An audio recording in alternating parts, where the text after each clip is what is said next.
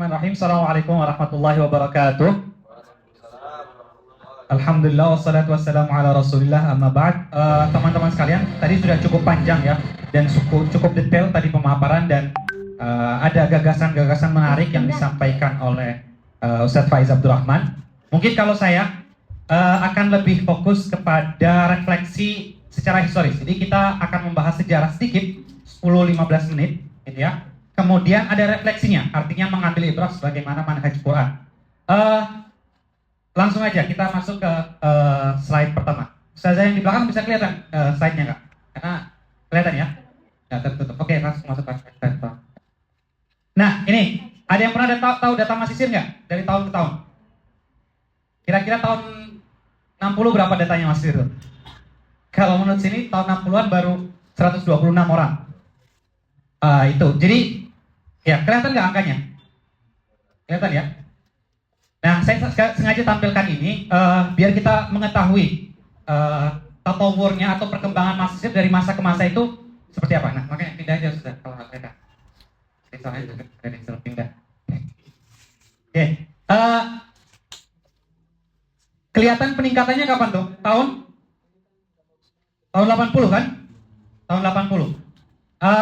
Nanti akan ada alasan juga kenapa kemudian di tahun 20 ini meningkat cukup drastis dan stabil sampai tahun 80 ini kosong, mungkin kemungkinan besar karena ada G30 SPKI perpindahan dari orde lama kepada orde baru, jadi pengiriman itu sedikit tersendat. Tetapi nanti akan kita bahas yang belum bisa saya jawab adalah kenapa kemudian tiba-tiba di tahun 80 meningkat drastis dan hingga akhirnya sampai pada 14.000 sekarang ya. Nah, kita akan membagi fase Masisir itu kepada 3 fase atau 4 fase ya. Fase tahun 1860, abad ke-19, 1860 atau 1850. Data yang paling lama yang bisa kita dapatkan itu yang saya baca. Kalau teman-teman ada data yang lain, silakan bisa disampaikan. Dan saya memang bukan pakarnya di sini ya, cuman sedikit memaparkan apa yang saya baca. 1860 sampai ke 1910. Nah, nanti 1910 itu ada beberapa peristiwa yang menyebabkan ada kenaikan Masisir. Nah, 1910 sampai kemerdekaan atau pasca kemerdekaan, 1910 sampai 1950. Nah, 50 sampai 70 itu saya hilang data, saya nggak tahu ada datanya. Baru kemudian tahun 70 sampai kemudian 2011. Kenapa 2011? 2011 adalah ketika revolusi Mesir, gitu ya. Baru kemudian 2011 sampai sekarang. Gitu ya. Kebayang ya, ada 3 fase ya. Tahun 1860 sampai 1910, 1910 sampai kemerdekaan, terus kemudian tahun 70-an sampai 2011, kemudian 2011 sampai sekarang. Nah, itu akan kita amati pergantian fokus pergerakan Masisir. Oke, next. Tahun 1860 sampai 1910. Dulu itu kalau yang namanya orang Indonesia ngaji atau yang jadi pusat keilmuan masih menang Mekah. Makanya banyak kiai-kiai itu lulusan Mekah yang pendidikan tradisional ya. Kan universitas modern itu baru abad 20 ya. Pendidikan tradisional sudah lama dan itu yang mendominasi kebanyakan masih Mekah, gitu ya. Azhar itu atau Indonesia ya, Indonesia yang ke Azhar itu baru-baru terlihat itu tahun 1860. Dan dibuktikan dengan teman-teman pasti tahu ya ada Ruwaq Jawi. Data yang kita dapatkan itu tahun 1871 sampai 1875 itu hanya ada 6 orang. Selain itu kita belum tahu. Mungkin ada 1-2 tapi menurut hitungan Ignaz Goldziher, seorang orientalis yang kemudian mengkaji, itu hanya 6 orang pelajar yang ada di Ruwaq Jawi. Ada gurunya, ada masyaikhnya, ada tempat tinggalnya dan seterusnya. Karena apa? Karena pusatnya masih di Mekah. Nah, sekarang kita bertanya kenapa kemudian terjadi perubahan yang awalnya banyak ke Mekah, kemudian banyak menarik ke Kairo. Ternyata salah satu faktornya adalah gerakan siapa? Gerakan reformis yang dibawa oleh Muhammad Abduh, yang muridnya Jamal Afghani dan kemudian diteruskan oleh Rashid Rida. Terlepas pro kontra idenya, sebagian diterima oleh Masyaikh Azhar, sebagian cukup kontra dengan ide yang digagas oleh Muhammad Abduh. Akhirnya gagasan Muhammad Abduh itu selain ke Azhar juga ke Darul Ulum, ya, Darul Ulum. Nah, sehingga kalau teman-teman tahu konteks di Indonesia kan tahun segitu ya, tahun 1900-an itu apa? Ada yang tahu istilah kaum muda, kaum tua? Tahu ya, kaum muda, kaum tua ya? Saya tidak, ya bahasnya kaum tua itu adalah diwakili oleh Nahdlatul Wathon, Nahdlatul Ulama, kemudian kaum muda itu diwakili oleh Muhammadiyah, NU, Persis, dan beberapa organisasi. Atau bahasa lainnya kalau dalam buku Delia Nur, tradisionalis dan modernis. Detailnya apa silakan antum baca sendiri. Tetapi ketika kemudian gerakan Muhammad Abduh itu berkembang, kemudian apa? Kaum muda yang di Indonesia itu tertarik untuk kemudian menyambung gerakan itu, sehingga dikirimlah beberapa tokoh-tokohnya. Makanya kebanyakan tokoh di tahun 20-30 itu justru coraknya lebih corak Darul Ulum yang ketahuan ya. Wallahu alam apakah banyak, tapi yang tokoh-tokoh yang terlihat adalah coraknya Darul Ulum. Kita ambil contoh misalnya Prof. Rashidi, tahu? Muridnya Ahmad Surkati, pendiri Al-Irsyad. Prof. Rashidi itu ke Azhar, ke Darul Ulum, gitu ya. Dan kemudian menjadi Menteri Agama pertama. Harun Nasution juga coraknya Darul Ulum. Mungkin bisa dipahami ya, corak Darul Ulum dan corak Azhar sederhananya tradisionalis dan reformis, gagasan yang dibawa oleh Muhammad Abduh. Kita mungkin nggak bisa jelaskan gagasan Muhammad Abduh secara panjang, tapi itu. Nah, makanya tadi itu peningkatan tahun 1920 itu karena tadi itu gerakan Muhammad Abduh kemudian disambung oleh kaum muda di Indonesia. Itu salah satu faktor. Ada beberapa faktornya lainnya. Kita next. Nah, ini fase yang mungkin paling banyak dikenal oleh kita ketika berdirinya apa? Jamiyah Khairiyah, Jamiyah Khairiyah, Assalamiyah, Azhariyah kalau nggak salah. Atau seperti apa ya? Tapi kita singkat Jamiyah Khairiyah tahun 1920-an. Tapi sebelum itu sudah ada Setia Pelajar tahun 1912 dan kemudian Jamiyah Khairiyah itu berubah menjadi Perpindong. Ini kumpulan Jawi ya, Malaysia, Brunei, sedikit ada Thailand dan Indonesia gitu ya. Artinya bergabung di situ. Di situ bergabung. Pertama, kita bisa ambil pelajaran di sini bahwasannya mereka membuat perkumpulan. Perkumpulannya awalnya untuk khidmah. Jadi untuk kalau ada kebutuhan, waktu itu minta ke Grand Sheikh minta dibuatkan rumah, akhirnya dibuatkan rumah Pelayu tahun 1920-an dibuatkan. Awalnya untuk khidmah, tetapi kemudian berubah kemudian untuk kepentingan-kepentingan politik dan kepentingan dakwah. Di antara kepentingan dakwah mereka membuat apa? Mendirikan percetakan. Jadi kalau tidak salah, yang kemudian banyak banyak percetakan karya-karya ulama yang dicetak oleh maaf, ini saya salah tulis ya. Saya belum ada beberapa percetakan. Ada percetakan saya lupa namanya.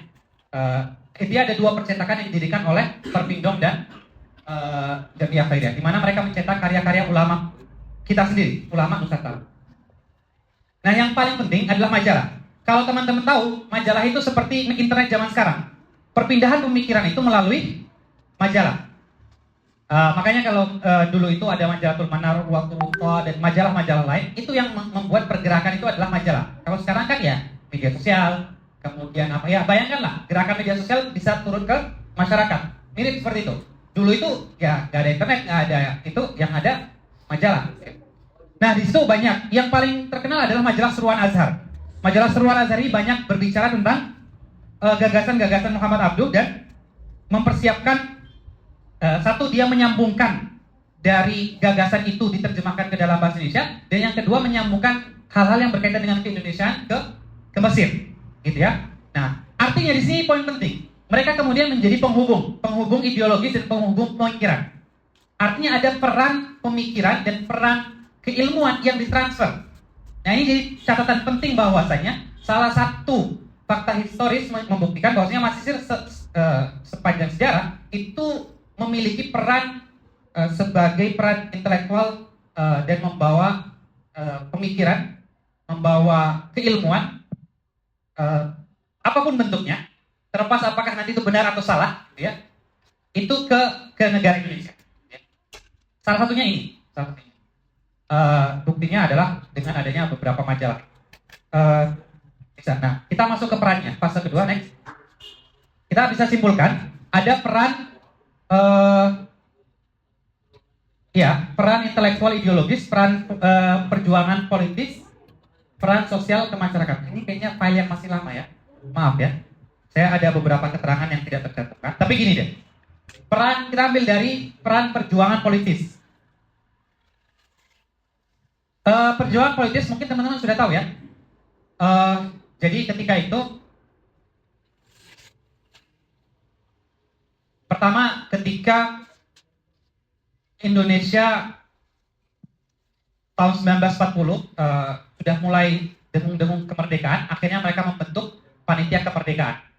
Kemudian mereka di tahun 1945 ketika diproklamasikan kemerdekaan Indonesia, itu kan sampai beritanya baru bulan September ke sini. Bulan September, Agustus, September, sebulan lah. Karena ada pembatasan dari negara-negara asing, Amerika dan Inggris saat itu. Baru sampai. Nah, ketika sampai ke Mesir, ketika itu pula kemudian mahasiswa ini yang ada di Jamiah Khairiyah menyebarkan berita itu ke Al-Ahram, ke majalah IM, kemudian majalah, pokoknya Al-Watan, beberapa majalah, bukan majalah, berita media, dan itu tersebar ke seluruh rakyat Mesir. Itu satu peran kemerdekaannya. Terus peran kemerdekaan kedua adalah apa? Ini maaf ya, slide-nya lama. Peran kemerdekaan kedua adalah ketika pengakuan. Jadi tahun 1946 ya, 1946 ya, setelah kemerdekaan itu ada perkumpulan Liga Arab di Kairo. Ada Liga Arab, jadi ada Liga Arab di Kairo. Ketika itu mahasiswa datang ke sekjen Liga Arabnya dan ingin menyatakan harus ada resolusi apa? Resolusi pengakuan negara-negara untuk mengakui kemerdekaan. Dan itu akhirnya keluar resolusi itu. Ya, ada 7 resolusi kalau tidak salah. Nah, itu bagaimana luar biasanya. Bahkan setelah kemerdekaan ada perannya juga mahasiswa. Perannya apa? Perannya adalah ketika agresi militer pertama dan kedua Belanda ya kembali ke Indonesia untuk melakukan agresi militer, itu protes besar-besaran, termasuk Harun Nasution. Tahu ya Harun Nasution ya, tokoh liberal cukup terkenal di Indonesia ya, Harun Nasution. Dia ikut berdemo, diajak tuh kawan-kawannya, kemudian berdemo dan didukung oleh pemerintah Mesir, didukung demo ke ini Belanda, embassy-nya kedutaan Belanda. Kemudian disobek itu paspornya, paspor kan paspor Belanda ya, paspornya masih paspor Belanda disobek karena bentuk protes. Jadi itu didukung oleh pemerintah Mesir. Nah, tekanan-tekanan itu ada. Jadi sisi kepentingan politik dan gerakan politik dan aktivismenya ada. Gitu ya. Nah itu. Kemudian peran sosial dari masyarakat yang seperti yang saya jelaskan tadi, mereka menjelaskan apa itu Indonesia kepada masyarakat Mesir. Kemerdekaan Indonesia dijelaskan, majalah-majalah itu diterbitkan. Ya. Kemudian peran intelektual dan ideologis seperti yang saya katakan, mereka membawa pemikiran-pemikiran pembaharuan ataupun pemikiran apapun yang mereka anggap benar dibawa ke Indonesia. Jadi ada peran intelektual, ada peran politik, dan peran sosial kemasyarakatan. Oke, next. Udah berapa menit? 15 ya. Nah, sekarang 1970 sampai 2011. Saya katakan tahun 1950 itu akhirnya 60-70 saya hilang datanya, enggak ketemu. Nanti teman-teman kalau ada yang kaji. Nah, sekarang 1970 ini mulai naik lagi tuh Mas Sir. Setelah pasca ada orde baru ya. Orde baru setelah komunisme hilang dan sebagainya. Nah, ini perlu ditahu ya. Saya pakai bahasa umum ya, karena kalau bicara politik agak sensitif. Jadi ketika Gamal Abdel Nasser turun, Gamal Abdel Nasser itu lebih strength terhadap atau lebih strict, lebih kuat atau lebih cengkramannya lebih kuat terhadap umat Islam, karena dia sosialis. Setelah turun, kemudian yang menggantikan Anwar Sadat. Anwar Sadat ingin mengcounter sosialisnya Gamal Abdel Nasser. Terpaksa dipakai juga menggali dukungan umat Islam, sehingga dia lebih lenient, lebih lunak lah sama gerakan-gerakan Islam di Mesir. Sehingga saat itu gerakan Islam tahun 70-an itu berkembang di Mesir ketika runtuhnya Gamal Abdel Nasser. Ditambah dengan saat itu terjadi ada istilahnya kalau teman-teman kaji dalam dunia pendidikan, Sokwa Islamiyah di Saudi. Ada pendanaan besar-besaran terhadap beberapa pemikiran dan itu berkembang dan sampai kepada Mesir. Nah, berkembangnya pemikiran-pemikiran itu, di sini sekali lagi saya tidak mengatakan mana yang salah mana yang benar, saya hanya mendeskripsikan. Berkembangnya pemikiran itu mewarnai juga Mesir. Maka Mona Abaza itu kita punya satu sosiolog aja yang mengkaji Mesir ya. Yang saya tahu sosiolog yang mengkaji Mesir cuma Mona Abaza. Bisa dilihat jurnal-jurnalnya dan bukunya, ada bukunya. Diterjemahkan ke bahasa Indonesia. Nah, menurut beliau memang Mesir saat itu terutama dari intelektual itu ada eksplorasi besar-besaran. Yang kanan banget, pahamnya kanan banget ya? Kanan banget dan kiri banget. Nah, apa maksud kanan banget dan kiri banget atau kayak tidak? Kanan banget ada, kiri banget ada. Ya. Islam politik yang sebagian kata-kata radikal ada, yang kemudian kiri banget juga ada, yang liberal sekali ada. Nah itu dibuktikan. Saya barusan wawancara tadi malam dengan salah satu mahasiswa tahun 1993 sampai 1999. Ya gitu, kondisi intelektual Mesir memang Salaki itu tidak banyak. Salaki itu tidak banyak, dan ini salah satu kekurangannya saat. Tetapi yang cukup banyak adalah diskusi, dan diskusinya memang diskusi pemikiran Islam. Karena efek tadi. Dan memang pemikiran liberal cukup berkembang. Ada nama-nama seperti Hasan Hanafi, Nasr Hamid Abu Zaid, Nawal As-Sa'dawi. Mungkin teman-teman tahu lah ya nama-nama ini. Kemudian Muhammad Arfun sering datang, katanya keterangan dari wawancara saya, sering datang ke Mesir. Dan itu berinteraksi dengan mahasiswa. Bahkan Muhammad Imarah yang dulunya mewakili Azhar, Muhammad Imarah kan agak sosialis. Itu juga berinteraksi dengan mahasiswa. Kalau antum nonton videonya Abdul Wahab Masiri, pemikir Mesir, itu ada tuh mahasiswa Indonesia, dia berdialog, masih ada videonya. Artinya saat itu mahasiswa itu berintelektualnya lebih kepada dunia pemikiran, dan itu memang terjadi pergolakan antara yang pro kontra masalah qiraah mu'asirah liturat atau i'adatul qiraah liturat dan seterusnya, itu pro kontra antara yang liberal dan kemudian yang tradisionalis dan yang Islam politik, dan itu banyaklah terjadi pergolakan pemikiran. Nah artinya banyak pemikiran dan corak, dan itu terjadi, dan itu diakhirkan sampai saya tanya ke mahasiswa yang tahun 2003 sampai 2011 itu masih ada hal-hal seperti itu, sampai 2011 itu masih ada. Saya wawancara 2 orang. Nah peran politis itu memang tidak sekental di masa kemerdekaan, tetapi ada. Seperti yang hasil wawancara ketika masa reformasi itu mereka demo ke mana? Ke KBRI, dan KBRI otomatis harus berpihak pada pemerintah, yaitu Soeharto. Dan mahasiswa itu banyak yang mendukung reformasi. Nah, akhirnya Homestaf itu kan bingung ya. Homestaf itu kan orang Mesir tapi di KBRI. Ya. Akhirnya bingung tuh. Dia mau berpihak kepada mana? Ke Mesirnya, identitas dia sebagai Mesir dulu, atau kepada KBRI. Dan akhirnya ada kejadian mata-mata dan seterusnya. Karena Pak Soeharto saat itu pernah ke Mesir untuk apa?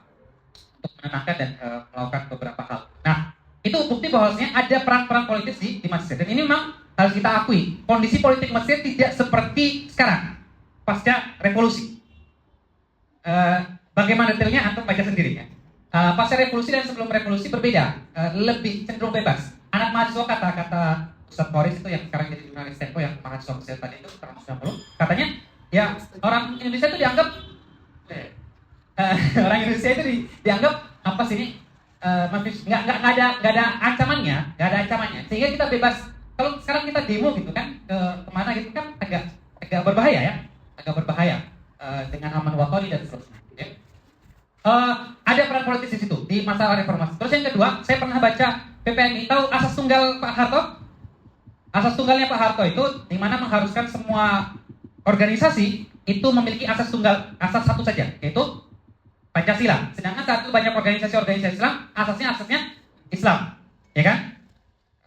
Ya yang bagi suka mengkaji sejarah tau lah. Nah itu saya baca, saya lupa referensinya, saya foto tapi Allah alam. Itu pada akhirnya, dan saya yakin ada itu, PPMI itu menolak memang asas tunggal.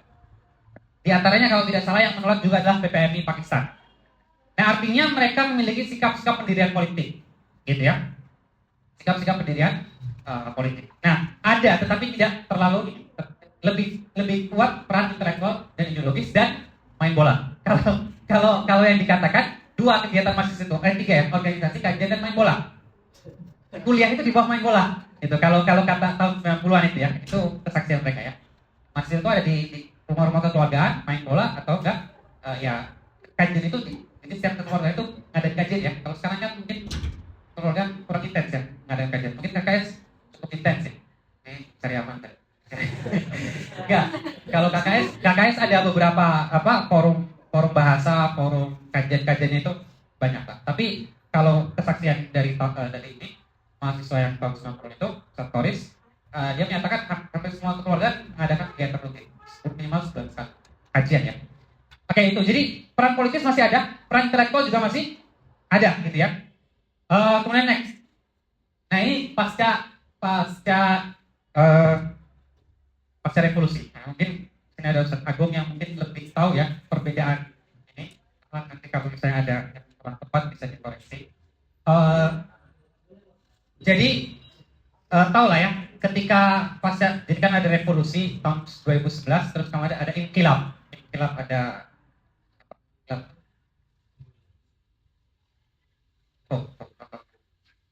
Berita.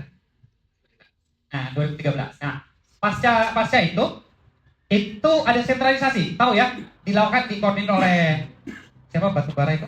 Siapa?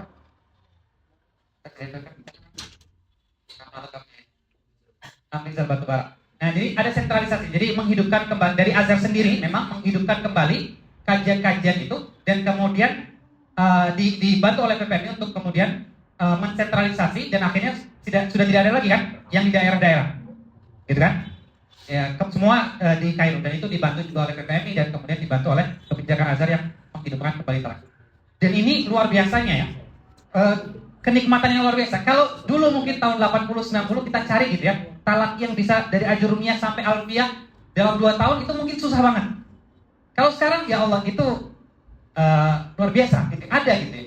Asal kita mau cari gitu ya. Nah, itu daurah-daurah dan talaki-talaki itu kemudian hidup, dan itu ada terpengaruh di mahasiswa, dan mahasiswa sekarang bukan main bola lagi ya, berarti apa? Sekarang kuliah talaki dan organisasi jadinya, gitu ya. Kalau dulu itu talakers tidak ada, talakers itu ada tapi hanya sedikit. Nah, tetapi asumsinya, ini asumsi adalah tren kajian dan diskusi menurun. Tren kajian dan diskusi, saya agak khawatir gitu ya. Waktu kemarin saya isi di BUHUS tentang orientalisme dan studi Islam, saya tanya, ada yang tahu Ignaz Goldziher? Nggak tahu. Ignaz Goldziher itu dibantah oleh Syekh Muhammad Ghazali. Saya tanya, tahu Syekh Muhammad Ghazali? 90% tidak tahu. Syekh Muhammad Ghazali. Itu jangan-jangan di sini juga banyak orang. Ya itu disimpan mas. Ya, Syekh Muhammad Ghazali itu ya pemikir, yang ulama Azhar. Masa iya kita nggak tahu? Artinya gini, saya datang ke tahu Takhta Syajarah, pernah saya tamunya rahimahullah. Beliau bilang gini, nggak ada yang mau beli kitab bahasa. Orang Mesir ini nggak ada yang rajin belajar. Orang Indonesia, Malaysia hanya beli kitab yang dikatakan oleh doktornya. Ini menjadi titik penting. Kita kurang eksplorasi pengetahuan. Otoritas di dalam memilih kitab itu penting, tetapi itu tidak membatasi kita mengeksplor keilmuan. Dan itu yang disampaikan Ustadz Koris yang jurnalis Tempo itu, mengatakan tahun 90-an itu yang terjadi di Masisir itu eksplor pengetahuan. Pada akhirnya dia kaji Hasan Hanafi dan seterusnya, tapi balik lagi dia kembali ke setelan awal ketika kembali ke Indonesia. Terlepas apakah yang dilakukan itu benar atau tidak, tapi eksplorasi pengetahuan itu tetap ada, dan ini rasanya semakin hilang. Kita jarang gitu yang kemudian eksplor pengetahuan selain dari kitab-kitab muqarrarah, sawaun jami'an atau jami'atan, yang kita eksplor. Sampai Syekh Muhammad Ghazali aja tidak tahu gitu ya. Nah, itu contoh. Jadi ada itu ya untuk kondisi intelektual. Kalau kondisi ini adalah kuantitas dan heterogenitas gitu ya. Jadi kuantitas yang meningkat, efeknya nantilah kita bicara efek dari kuantitas itu. Terus kemudian ada sedikit penurunan masalah kepekaan sosial dan politik. Bagaimana membahasakannya? Jadi kita itu kadang kurang peka dengan pengaruh politik terhadap diskursus keislaman yang ada di sekitar kita. Saya bikin bahasa umum aja. Kita kadang kurang peka terhadap. Saya contohkan, ketika Gamal Abdul Nasir itu menggaungkan sosialismenya, Syekh Azhar atau Abdul Halim Mahmud itu menulis Isyraqiyatul Islam, ya, untuk menjelaskan bahwasanya memang ada nilai-nilai sosialisme dalam Islam. Nah, ini hubungan antara faktor-faktor eksternal dengan keilmuan sendiri itu ada. Saya tidak mengatakan bahwa itu satu-satunya faktor, tapi pengaruh itu ada. Nah, sayangnya ini kita kurang peka melihat hal-hal tersebut. Ketidakpekaan, nah saya bicara umum aja. Ketidakpekaan itu mengakibatkan kita kurang mampu insaf dalam melihat beberapa hal. Jadi saya bicara yang paham-pahamnya tidak nggak apa-apa disimpan dulu. Oke. Next, ini kita adalah tantangan intelektual yang tadi saya katakan, ekspor keilmuan, nalar kritis dan independensi belajar yang disampaikan oleh itu menjadi tantangan. Kita alhamdulillah ada talaki dan itu kita bisa manfaatkan. Tetapi kekhawatiran kita kalau hanya bergantung kepada talaki, gitu ya, dan kemudian itu mematikan nalar kritis. Sebenarnya itu tidak bertentangan, tapi penyalahgunaan talaki dengan mematikan nalar kritis itu yang dilakukan yang salah dilakukan oleh seorang talib itu, gitu ya. Kemudian independensi belajar, gitu ya. Agak panjang sih, tapi inilah kita langsung ke tantangan sosial kultural, gitu ya. Ini ada riset yang dilakukan oleh seorang profesor sosiologi dari UGM, gitu ya. Pernah tahun 2021 ini, saya bacakan ya. Interaksi interkultural sangat minim terjadi. Para pelajar Indonesia hanya berinteraksi di ruang terbatas yang sangat homogen, ya kak. Pokoknya Indonesia terus, gitu ya. Yakni dengan sesama pelajar Indonesia di asrama mereka. Bahkan mereka tidak berteman akrab dengan orang Mesir. Selain itu ruang interaksi di dalam kampus juga minim karena banyak mahasiswa Indonesia di Universitas Al-Azhar yang jarang atau bahkan tidak pernah mengikuti perkuliahan. Kita mahasiswa internasional, mahasiswa luar negeri rasa Indonesia. Sampai ada tukar apa? Ya, ini dari Al-Azhar, ya Al-Azhar apa? Ya, Win Al-Azhar gitu ya. Kita akhirnya ini implikasinya banyak ya. Ini implikasinya banyak bahwasanya akhirnya mengakibatkan banyak lah. Di antaranya adalah masalah bahasa, kemudian di antaranya adalah masalah pengetahuan terhadap kemesiran, gitu ya. Pengetahuan terhadap kemesiran kita jadi lemah, bahasa banyak lah. Ini mungkin tantangan-tantangan, tapi mungkin yang ingin saya soroti adalah tantangan intelektual. Mungkin itu yang bisa saya sampaikan. Udah, cukup ya? Udah ya? Habis ya? Ya, terima kasih. Terima kasih. Saya mohon maaf. Assalamualaikum warahmatullahi wabarakatuh.